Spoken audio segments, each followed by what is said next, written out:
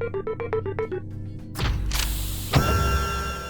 everybody, welcome to Brick Vault. The AT-AT is a bad dog. The AT-AT is a bad name for this Star Wars vehicle, and by the end of this video, I will have convinced you that this is true. Also, May the 4th be with you. We are currently having our biggest Star Wars instruction sale at the web store, brickvault.toys. Check us out, click below. There's also 9 other Star Wars vehicle names that suck, and you have been misled into clicking on a top 10 video. And remember, these are opinions, just having some fun. Let me know what you think about the list in the comments below. Okay, you saw the thumbnail. Let's get into this spicy stuff immediately. Yes, that's right, the AT-AT is kind of a bad name for this vehicle. You can call it an AT-AT, might sound like a Martian, but I'm talking about all-terrain armored transport. It's not terrible, but it does not communicate what this vehicle really does or represents. In this universe, all-terrain basically means legs. Fine, no argument there, but armored transport, is that all this is? Here's what we get when we Google armored transport for contemporary military vehicles. If they were a little bigger and had legs and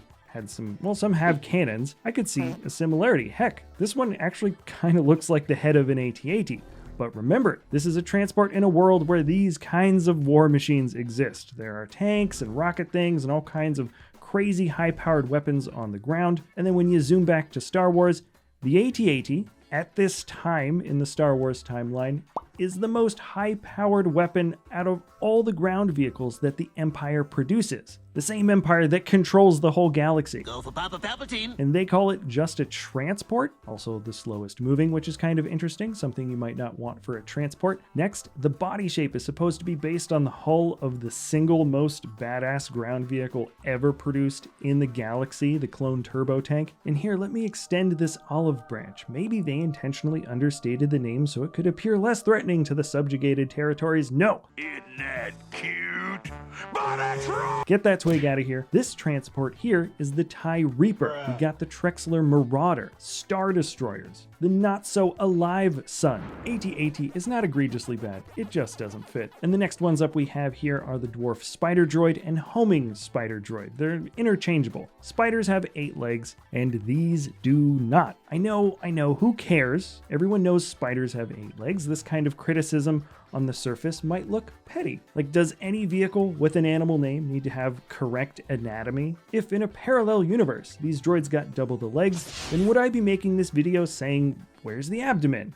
You call that a spinneret? Chelicerae. Where's the Chelicerae? No, when a vehicle has an animal name, it's either got nothing to do with the shape, it's just a cool name, or it functions like that animal on the battlefield, or there's one major physical thing that lines up with the shape. This is like halfway to that. Ask a 5-year-old what's the one thing that makes a spider, and you know what they're gonna say? I like turtles.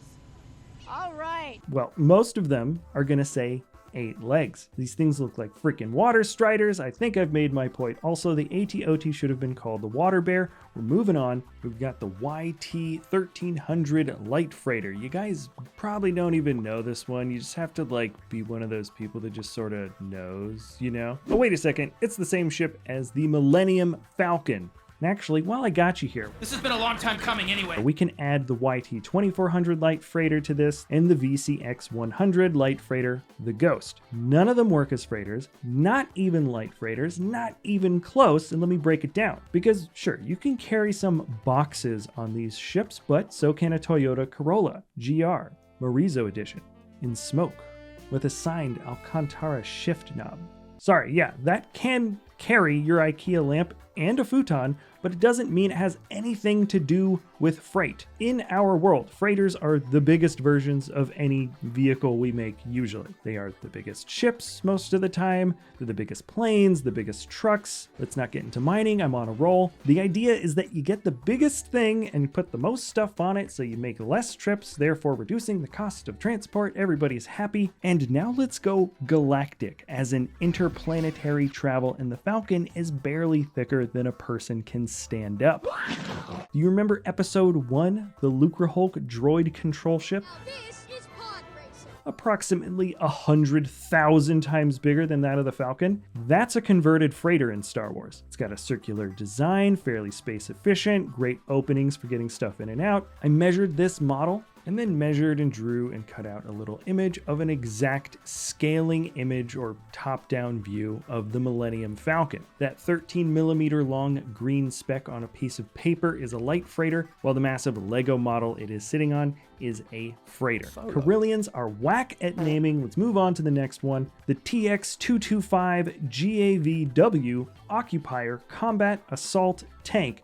Pick a lane. Two things here. First, combat and assault in the same name? Just pick one, guys. I know those words aren't exactly the same, but together they're super redundant. Confirm. Second, either of those words kind of clash with the word occupier. They only really deploy these tanks in an area where the main fighting is already over, and it's more of a deterrence vehicle. This one isn't too bad, to be honest, just less is more. Okay, this next one, just to light the comment section on fire, TIE Defender. Now, to be honest, I don't feel super strongly about this one, but it's arguably the best starfighter in all of Star Wars, canon-wise, and it's just called the Defender. This should 100% just be named the Aggressor. And if you are new to this channel and wondering why you're seeing LEGO versions of all these Star Wars vehicles, that's because that's actually what we do here. For the past 5 years, we've been building custom LEGO models, working with some of the most talented designers out there to produce highly detailed creations, much more so than your standard LEGO set. And they can be built by you. We sell the instructions at brickvault.toys. We troubleshoot for structure. We troubleshoot the instructions so they can be followed, and we make sure the design is using bricks that can actually be found on the brick buying markets. Each download comes with a little plugin list so you can find pieces quickly.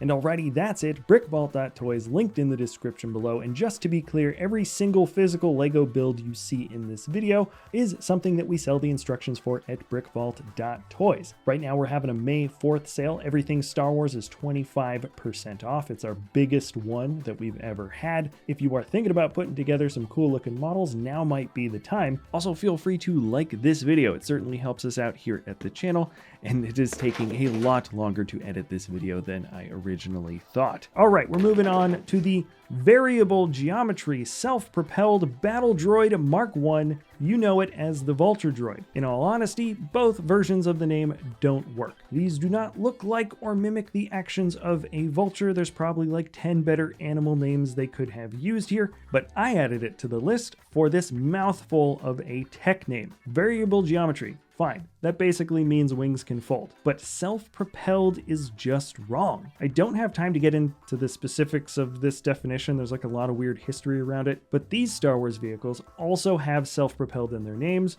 to varying degrees of accuracy. And to put it loosely, the term is used for a heavy artillery vehicle, so that's not right at all. And I know they don't mean the droids like operate independently, like self-controlled or something. We're independent thinkers. Because they are not self-controlled. So if there is a reason, I can't find one. The name's too long anyways. Cut it. We're moving on. Alrighty, defoliator deployment tank. Get rid of deployment. You're not deploying anything. Admit it, guys, you just liked the DDT acronym because it's a beefed up version of the AAT. Just because this thing shoots a bomb that catches things on fire does not mean we call it a deployer of fire. We don't call this an explosion deployer or this a shrapnel deployer. This isn't a water deployer, and we don't call this a cringe deployer. Get rid of deployment. We're moving on to the ATAP, aka self-propelled artillery walker. Don't care about the self-propelled. Shouldn't be charging the front lines when its nickname is the sniper tank, but that's neither here nor there. I put this on the list because why pod? All-terrain attack pod. What is the pod part? The cockpit hull thing? Is that the pod? It looks like every other gray metal hull that the Republic produces. Why is this one called a pod? By definition, pods are supposed to be detachable. I am tempted to say that this is an homage to maybe a tripod from the early War of the Worlds. And how many legs does a tripod have? I like turtles. Stop it. It's got 3 legs, but that doesn't work because there's also this 3-legged droid that was made around the same time. There's the ATAP, which by the way, you can throw into this list as well because pod ? Super tank.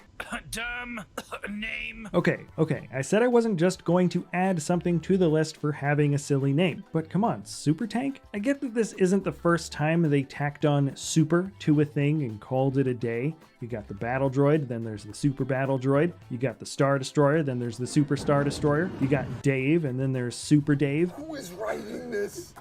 You're doing this. This is your life. But Super Tank, just tank. All the tanks. There are so many in Star Wars, and this one, the one that sees action for 5 seconds and then immediately gets wiped off the face of the galaxy. Hey, come on. Super dumb. All right, we're moving on to the last one, the Sentinel class landing craft, or Sentinel shuttle. This is basically a bigger, more well-armed and armored version of the Lambda class transport shuttle. I recently watched another YouTuber's video on this that fleshes out the capabilities of this craft in great detail. I'm not going to tell you whose video I watched, it's a total secret here.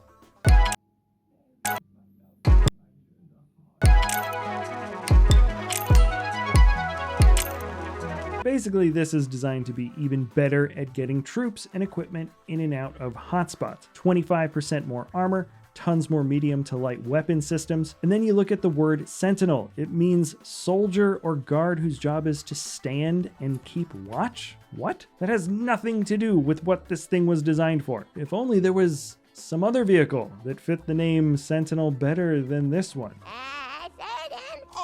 Now that is just not appropriate. Yeah, I'm going there. It would be better if you switched these guys out for their names. Maybe not a 1-for-1 switch, obviously, but I'm sure there's a good variation that people could be happy with. The AT-AT is a big, slow-moving, or completely stationary vehicle, depending on how you see it. It's hard to kill, looks super scary, and by their sheer presence on the ground, it could be seen as an unmovable guardian of Imperial power wherever they put it. This is a more armored transporter from a long line of transporters.